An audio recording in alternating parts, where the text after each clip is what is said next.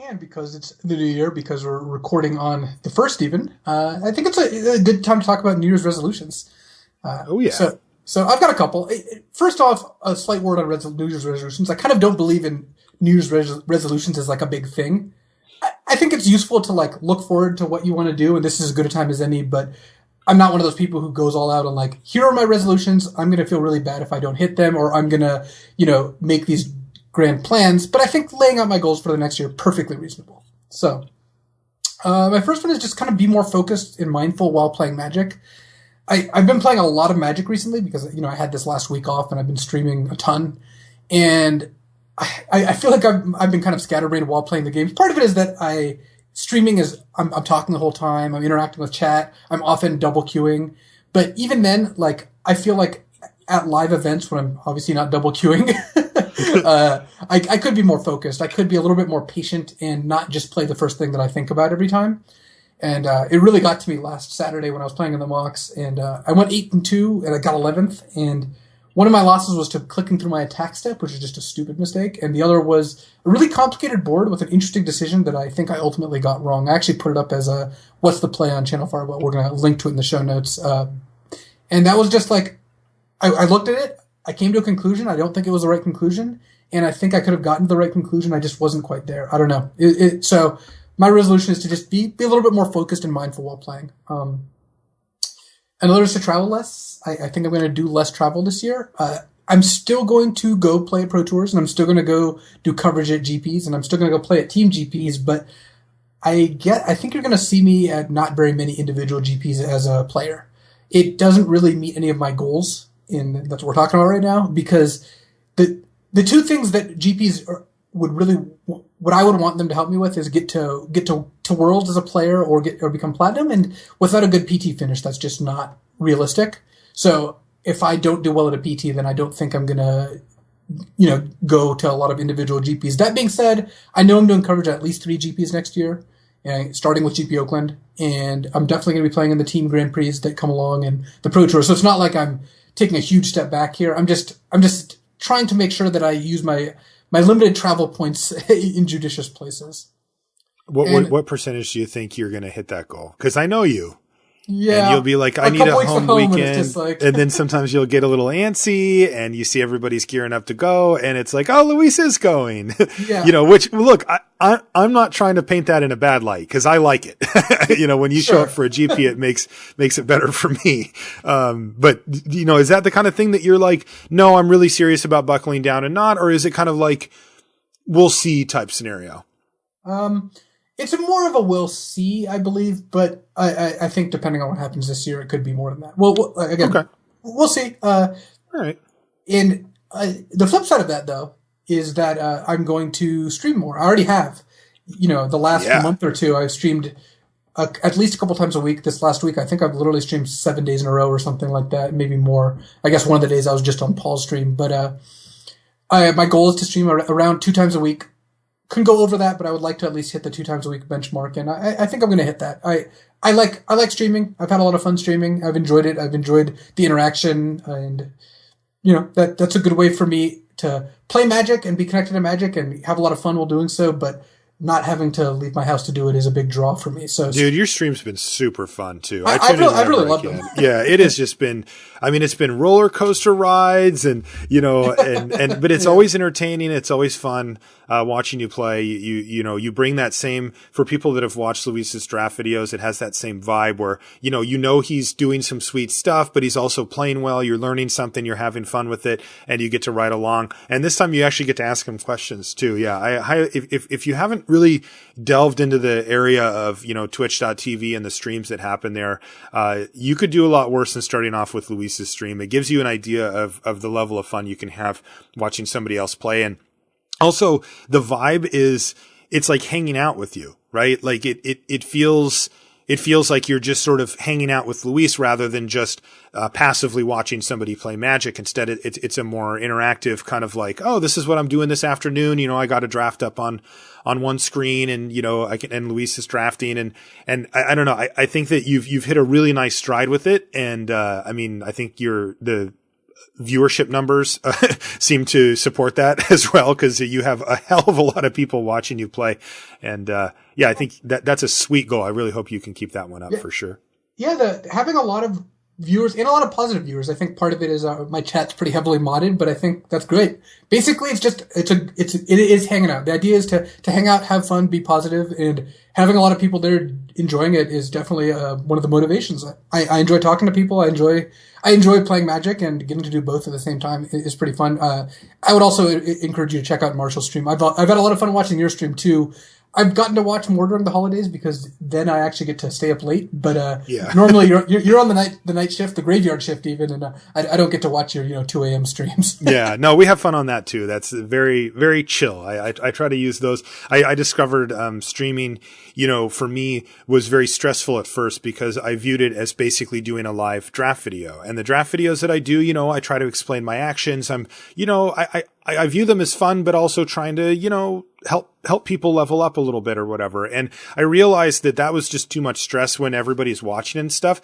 And so I took a cue from Kenji, honestly. And he's so much more laid back. He kind of embraces his mistakes, and I talked to him about it, and he told me, no, it's about entertainment. Like, I'm not trying to be the number one best player. He's like, I'm trying to play well, but like whatever, and the truth of the matter is that makes it a lot more fun. So when I do the stream, I bring my buddy Woody on and we just hang out. And I don't care. In fact, I'll put a link. We had a really funny scenario that I cut out as a highlight on Twitch that is just it has to be the biggest train wreck disaster of a turn I've ever played or seen in my entire life. And it's like 8 minutes of just nonsense that Woody and I did. And I'll put a link to that. But anyway, I digress. I'm glad to hear that you're going to be streaming more. Do you have any New Year's resolutions? I do. I have a couple. One of them is along the lines of yours with the travel less. I'm going to be doing less coverage this year. That's just by nature of the fact that Wizards is just doing less coverage this year. There was an announcement made by the head of organized play, Hélène Bergeau, and they said that they're going to be kind of restructuring how they cover Grand Prix and such. And so that means a little less travel for me, which I'm actually welcoming that. It's not that it's great news, but it's not bad news. For me, I traveled a lot last year, and it definitely starts to get to me when I feel like I'm falling a little behind on home stuff, on podcast stuff, and it can be kind of tough to fit things in. And so I think my schedule is going to be a little bit more conducive to that next year. And so I'm okay with that. I'm looking for balance, basically. When I quit my job a few years ago to do Magic stuff, I mean, I was playing poker, but, besides that, I didn't have, a steady income. And so when somebody came up to me and said, hey, we'd like you to do this, I said, yes, period. Like, cause I just didn't feel like I was in a position to, turn that down. Yeah. You and I live very similar lives in that way. Yeah. We definitely had a long conversation about when you don't know, whether the work's going to be there next year. And, in this case, you honestly have that exact scenario, right? Yes. We're cutting down on coverage next year. Yes. And it's funny because you and I talked about that a couple of weeks before the announcement. And it was like, yep. Yeah. When you don't know what your work situation is going to be like in a year, it makes it really hard to turn down, decent work. And both of us, I think, have had a little bit of a reluctance to do that. We're both kind of workaholics in that sense, which is funny for someone who plays Magic all the time. But, that is kind of where we're coming from. And I definitely support you in that. It is hard to do. It is tough to do. The other thing that I wanted to say about New Year's resolutions, is more in terms of advice rather than, something for myself. And, because I think that coming into a new year is an important time of year where it kind of urges you to reflect on the past and also look forward to the future. And, a lot of what we talk about on Limited Resources is about self-improvement, right? And it usually comes in the form of getting better at Magic. But as many of our listeners have told us over the years, a lot of these principles do apply to things that aren't Magic. Sometimes real life stuff, sometimes other games, and there's a lot to be taken from it. And so for me, when it comes time to look at New Year's resolutions, I try to be hard on myself with it. And what I mean by that is, it's really easy, I think, for somebody to come up and say, I would like to do this more. I'd like to read more books. I'd like to exercise more. I'd like to find a new job or learn a new skill. And I think that that's noble. I think that, there are a lot of people in the world that don't have that urge at all. And I think it's a noble thing to say, I want to improve myself. I want to be better. But I think that I would ask our listeners to demand more of themselves than that. And the advice that I would give you is something that I actually have talked to John Laux a lot about, which is that if you want to change something in your life, you have to be willing to change. And that's a really simple sentence that's pretty easily dismissed, to be honest, but it's true. And what I mean by that is the simple act of saying, I'd like to read more books or exercise or whatever, isn't enough. It's not. You can't just have the desire to do something. You need to be willing to look at your schedule, your life, the way that things are structured, and ask yourself, what am I going to change? And that's really hard. People do not change easily. That much is true. I think we've seen that borne out over the years of history, really, that people just do not change easily. And most people find kind of a comfortable place and they stick with it. But the truth of the matter is that if you want to improve at things and you want to change things, you need to get active about what you're going to change. And that's the best piece of advice I can give you for New Year's resolutions, is to hold yourself to that standard. And that way you're getting specific and you're saying, this is the thing in my life that I'm going to give up so that I can read more books, right? When I get a little sleepy, I'm going to bed. I'm not going to watch another hour of TV.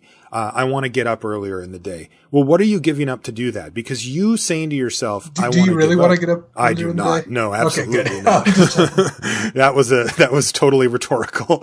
But for the things that are important to people, and I'll give you an example of it, is for me, one goal that I'm setting for this next year is I want to learn computer programs a lot better than I know them currently. Okay. One of them is Adobe Illustrator, because I've always liked doing stuff like that. And I want to be able to do more graphical stuff for the podcasts and streams and that kind of stuff. And the other one is Adobe Premiere, which is a video editing program that I'm actually pretty comfortable in, but that goes very, very deep. And I want to know, can I make high quality video stuff at some point if that's something that I want to do? And so what I've done is I've mapped it out.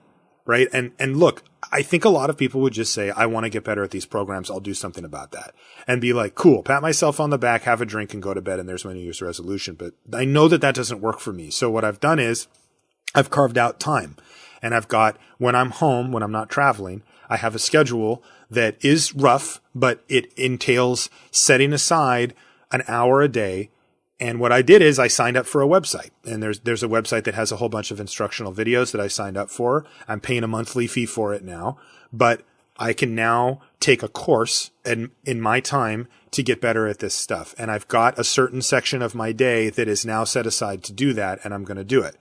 My success rate is going to vary as much as anybody else's, but the truth of it is that I'm giving up an hour of my afternoon where I could be doing other things, like doing a draft or going to play basketball, to learn these skills. And that's the step that I think you need to take. So again, the advice is, if you want to change something in your life, what are you willing to change? And ask yourself that question and make the change. And I think you're going to be a lot happier for it. All right. That's going to do it though, for Luis's sign off. Sure. I'll let you close us out. Yeah. Cause I kind of hijacked it there. Sorry.